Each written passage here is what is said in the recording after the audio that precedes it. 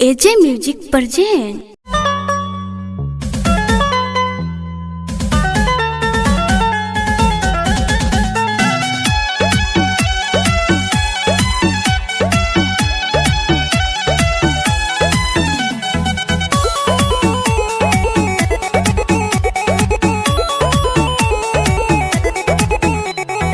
नैहर के लाल साबा कोरी न माना, मानब ना बात हम खाइब ना खाना, मानब ना बात हम खाइब ना खाना। नैहर के लाल साबा कोरी न माना, मानब ना बात हम खाइब ना खाना।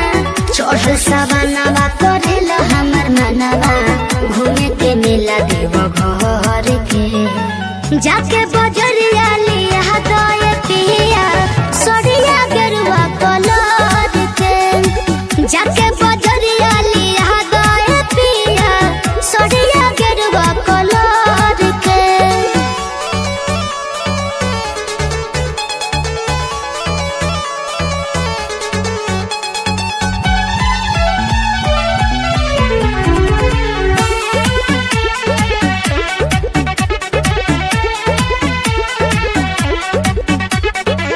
पहिला सोमवारी के जलवा चढ़ा दो, दर्शन करा दो मोर श्रद्धा पूरा दो। सुनी ना, पहिला सोमवारी के जलवा चढ़ा दो, दर्शन करा दो मोर श्रद्धा पूरा दो। बनब कांवरिया हम हो सांवरिया, छोड़ी के काम काज घर के।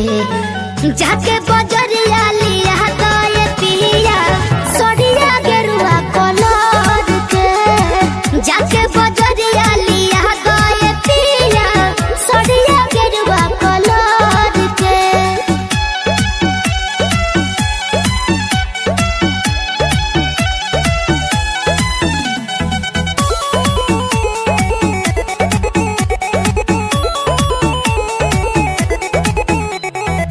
प्रिंस प्रियदर्शी जी बात जो निकाली, पैसा निकाली सामान जुटे आली, पैसा निकाली सामान जुटे आली। प्रिंस प्रियदर्शी जी बात जो निकाली, पैसा निकाली सामान जुटे आली।